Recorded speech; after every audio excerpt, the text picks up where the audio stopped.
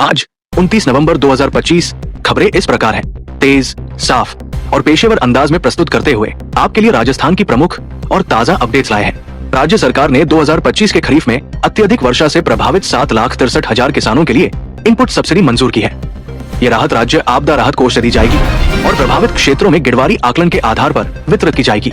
जयपुर में नगर निगम बोर्ड की अवधि समाप्त होने के बाद सफाई व्यवस्था बुरी तरह प्रभावित हुई है। वार्ड स्तरीय सिस्टम ढीला पड़ने से कूड़ा करकट और नालियां कई इलाकों में अटकी हुई मिली है, जिससे जनता में नाराजगी बढ़ी है। जयपुर के क्राइम ब्रांच ने जैतपुरा क्षेत्र से कथित ड्रग तस्करी के सिलसिले में 2 विदेशी नागरिकों को गिरफ्तार किया। आरोपियों के कब्जे से नशीली दवाइयां बरामद हुई है और जांच जारी है।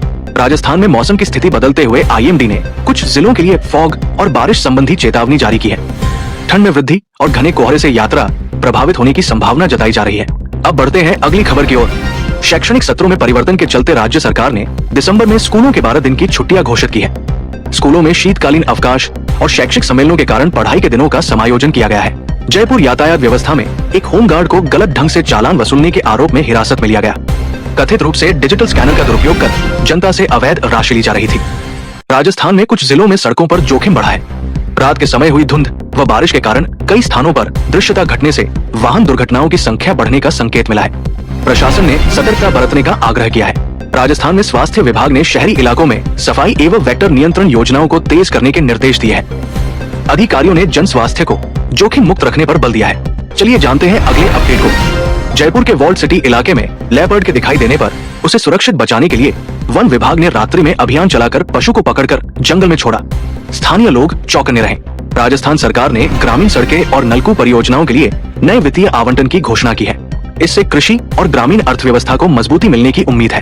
राजस्थान पुलिस ने मानव तस्करी के खिलाफ एक बड़े अभियान में कई ठिकानों पर छापेमारी कर संदिग्धों को हिरासत में लिया। राज्य में मानव सुरक्षा बढ़ाने के लिए विशेष टीमें सक्रिय की गई है। सड़क परिवहन विभाग ने शीतकालीन मौसम को देखते हुए राजकीय बस सेवाओं में संचालन संबंधी निर्देश जारी किए हैं। यात्रियों को बदलाव व संभावित देरी के प्रति सचेत रहने का अनुरोध किया गया। अब बढ़ते हैं अगले अपडेट की ओर। राजस्थान में मतदाता सूची अद्यतन के तहत चुनाव आयोग ने ग्रामीण और शहरी क्षेत्रों में शिविरों का आयोजन तेज किया है। आयोग ने नागरिकों से अपने विवरण सत्यापित करने का आग्रह किया है। अजमेर जिले में एक सरकारी अस्पताल ने विशेष कैंसर जांच शिविर आयोजित किया।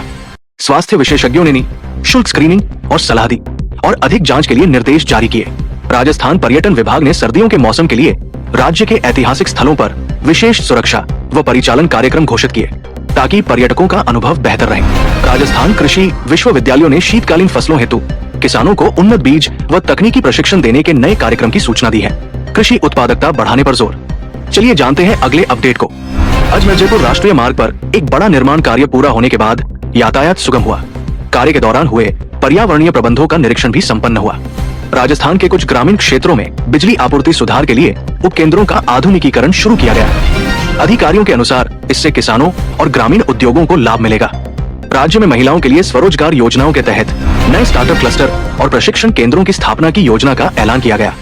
इससे स्थानीय अर्थव्यवस्था को बढ़ावा मिलने की संभावना है। राज्य आपदा प्रबंधन प्राधिकरण ने सर्दियों के मौसम को देखते हुए इमरजेंसी रिस्पांस टीमों को सक्रिय रखा है। बर्फीले और कोहरे की परिस्थितियों में त्वरित बचाव सुनिश्चित करने के निर्देश दिए गए। अब बढ़ते हैं अगले अपडेट की ओर। राजस्थान में कुछ जिलों में कोविड और मौसमी फ्लू के संक्रमण पर निगरानी बढ़ा दी गई है।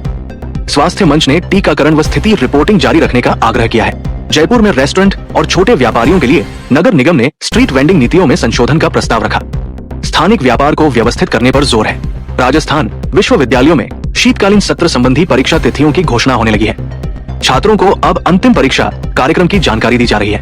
राजस्थान के सीमा क्षेत्रों में वन्य जीव संरक्षण कार्यक्रमों के तहत गैरकानूनी शिकार के खिलाफ चेक पोस्ट सख्त किए गए और उल्लंघन पर कार्रवाई तेज की गई। चलिए जानते हैं अगले अपडेट की ओर। राजस्थान में डिजिटल पेंशन और सामाजिक सुरक्षा योजनाओं के अंतरण को आसान करने के लिए बैंक शाखाओं में पोर्टेबिलिटी सुविधाओं का विस्तार किया जा रहा है। लाभार्थियों की पहुंच सुधारे जाने पर ध्यान। स्थानीय नगर पालिका ने शहरों में सार्वजनिक बस स्टॉपों और फुटपाथों के नवीनीकरण का काम शुरू किया।